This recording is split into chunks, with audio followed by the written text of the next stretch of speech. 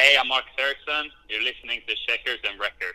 Learning everything you possibly can from Scott, Dario, and even Felix, your fellow countrymen there. And we were kind of talking on the show here this weekend about in F1, if you get two teammates that are countrymen like that, a lot of times it's more of a rivalry. But in IndyCar, it looks like you guys are really close. It seems I was watching your interview outside of testing last week, and you were talking about how you guys were hanging out and you just getting that friendship kind of back in play there from when you guys used to know each other. Yeah, exactly. Me and Felix, we've known each other when we were kids racing go-karts back in Sweden. So it's funny now we're racing in the same series and even the same team this year. So we're obviously good friends and we hang out a lot, spend a lot of time together outside of the track as well here in America, and hang out. And I feel like it's a bit different, like you say, in Formula One. In Formula One, it's so much focused on the teammate battles, and it's almost all that matters is the teammate battles. I feel like IndyCar is a bit less like that because it's a one-spec series, so you're more focused on trying to beat all the other teams together. So, but then at the same time, of course, you want to be number one in the team. But it's for me, I feel like it's a bit of a difference there. So I really hope and think that me, Scott, and Felix can push each other and push the team forward and make sure that we, have a healthy rivalry, but mainly, push to make sure that Ship Ganassi Racing is finishing high up as possible in both drivers and, as a team. So is that something you enjoy as an IndyCar driver now? Kind of a little less pressure on that side of things, but in the other end, it's more individual, like you said. So kind of a microscope on yourself more so than the team. Yeah, I think it's a bit nicer because it makes the relationship with your teammates a bit easier, I would say. And I mean, already last year with me and James Hinchcliffe, we got along really well and became good friends. And I think that's a nicer environment to be in. And still, it's so competitive, and you want to beat everyone out there on track. So I think the way it is over here is it's a bit nicer, I would say. And so obviously, like we've talked about, you switched teams this year. You're with Ganassi now.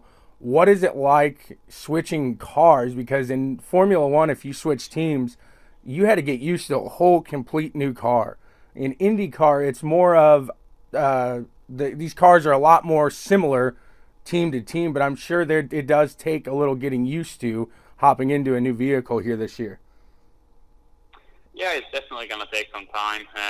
We've had a few days of testing, not many, but I can definitely feel like that the car is quite a bit different in the way it's set up, and it requires a bit different way of driving. So it's going to take a bit of time, but like you say, it's still the same car to work with. That is a one-spec series, so it's not like I need to relearn a new car completely. So I feel like that's going to be quite easy. The bigger thing, I think, changing teams is just that sort of personal thing that you need to start work with new people and get to know these new people and build up a relationship, understanding. And that whole process is always taking some time. And, the engineer-driver relationship and with your mechanics, your crew chief, all these things is always something that you build up over time. So that's for me always a big challenge, changing teams. But I've also put a lot of time into that over the winter. It's been a long off season, so I've used that and try and be in Indy as much as possible and hang out and spend time in the shop of the Chip Ganassi shop here in Indy. So sort of sped up that process already. But for sure, it always takes a bit of time. But luckily, I've been given some really good people to work with. My race engineer, Brad Goldberg, is a great guy, great engineer, and we already get along really well, and all the other guys on my car as well. So far it's been feeling really good, and hopefully all that work we put in over the off season is gonna pay off here when we get going. Absolutely, there. So you're talking about work on the off season. I'm sure you're hopping on the simulator, doing different things like that, getting ready. And I mean, you knew road courses, you knew those street courses. That was going to be your strong suit in Indy, coming from F1 in that style. What did you do this off season to really master your skill set on the ovals? I think for the ovals, it's something completely different, like I said, from anything I've done before. So it was going in completely with a blank sheet last year, and to be honest, I was a bit surprised how well I adapted to the ovals last year, and I had some of my strongest runs on the ovals. So that was really positive, but still, like you say, I have a lot to learn there, and I've been watching a lot of old races and been analyzing my races from last year, and also been speaking to Dario quite a bit about it. He has, great expertise and knowledge and experience from it. So hopefully all these things combined with my experience from last season is gonna make sure that I can take another step on the ovals this year. Absolutely. And I mean, talking about last season, you had a podium finish last season. I mean, was that a highlight of the year, or was it, starting? I think you started 14th in the 500. So I mean, you had a good year last year, but what was the highlight? I think for sure the podium in Detroit's got to be up there, because it was a long time since I was on a podium before, so that was a very big moment for me, and sort of it showed that I belong in this series. So for me, that was a big moment. But then I had to say also that my first 500 was something super special, and such a special month, and then the race day was just like like nothing else in this world, I would say. So I would agree with that. I still have a very strong memories from it, and I can't wait to get back and give it another go this year. Well, that red car is looking fantastic. I can't wait to see that on the track out there, that's for sure, because I've gone to that race ever since I was 5 years old, and I'm 31 now. So, I mean, that tells you I've seen it every year. I've seen it grow, and it's an absolute blast, and I always love hearing kind of you're not an outsider being a racer, but just coming from a different series, just hearing your perspective of that, I really enjoy that there. What do you think about guys like Fernando coming to do these one-offs now? This is your series now. What do you think of that? I think it's great for the series, that Fernando is coming over for another attempt on the 500. I think he's one of the greatest drivers in the world, and obviously have a huge following. So I think for the series to have him in the 500 it's a great thing, and I'm looking forward to fight him out on track and hopefully beat him for sure. Absolutely, yeah, that's awesome there. Do you have a preference, halo or aero screen? I would say aero screen. I think the halo was a great step for safety, but the aero screen is another step for it, because it's basically the halo plus the screen on top of it. So it's another step in safety, and I think it's great that IndyCar is leading the way now in the motorsport world on the driver safety side. So that's really, really good and really well done to IndyCar. I feel like as a driver, it doesn't change a lot from when you're driving. It's some small changes, but you get used to it very quickly. And I just think it's a great thing that IndyCar is doing this. I think it looks fantastic too. Some of these liveries, like I was saying, yours in that red, it just fits in there really well and gives it that fighter pilot look that I've always said that these cars look like there. So I'm trying to think here. Everybody, we're talking safety here. Somebody had asked,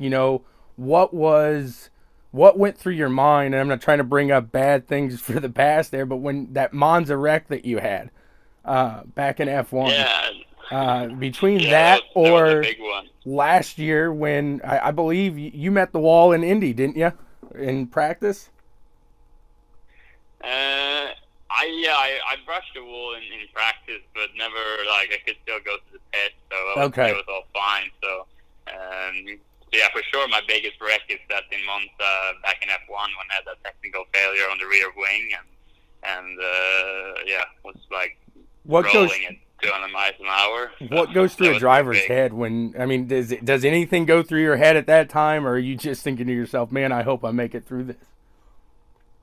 It's sort of, when it's a big crash like that, everything starts to going a bit in slow motion, and it's sort of, it's a bit of a weird feeling.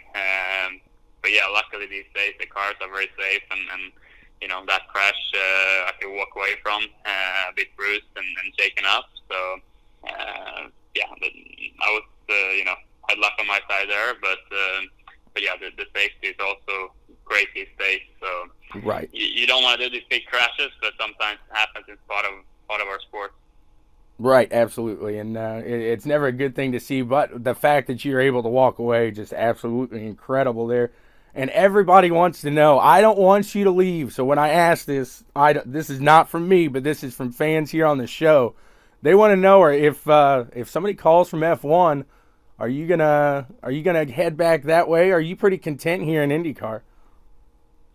At the moment, I want to stay here in IndyCar. I really enjoy it over here, and I want to show what I can do in this series, and that's all my focus at the moment. I've been given a dream opportunity with Chip Ganassi Racing, and I'm certain I have what it takes to win races and fight up in the top of the championship, and I want to show that to myself and to everyone. So I'm 100% committed and focused on IndyCar. That's what I like to hear. Last year, I know you don't remember this, but I met you at the Newcastle karting event, and I asked you what you thought the difference between the F1 car and the Indy car, which one you liked better.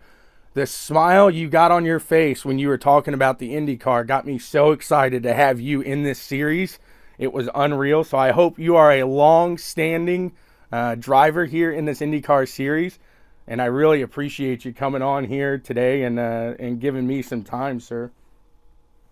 Thank you. Thank you very much. It was a good chat. Dude, you are absolutely incredible. I'm getting my Husky stuff ordered up. I've got a Marcus Ericsson shirt from last year, the me. I'm going to be wearing that all year round, man. So I'm looking forward to you and Felix. Appreciate it. Nail it out there. One last question I do have for you is a big guy, a big name back here in Indianapolis, and people want to know, were you a Kenny Brack guy or are you a Mika Hakkinen fan? I was following Kenny back in the days, and obviously watching him in IndyCar, so that's how I got to know IndyCar from when I was a kid, the late 90s and beginning of 2000s. So yeah, I was following Kenny, and then actually worked with Kenny for many years. He was my manager the first 5 years of my car career. So between I was 16 and 21, he was managing my career. So I know him pretty well. So yeah, for sure I was looking up to Kenny. Very nice. People will love to hear that here in the IndyCar series. Well, Marcus, thank you so much. Good luck this year with Chip Ganassi, and we expect to see you in that winner's circle sometime. Looking forward to it. Thank you so much, man. I look forward to meeting you hopefully this year. Bye. See you, Marcus.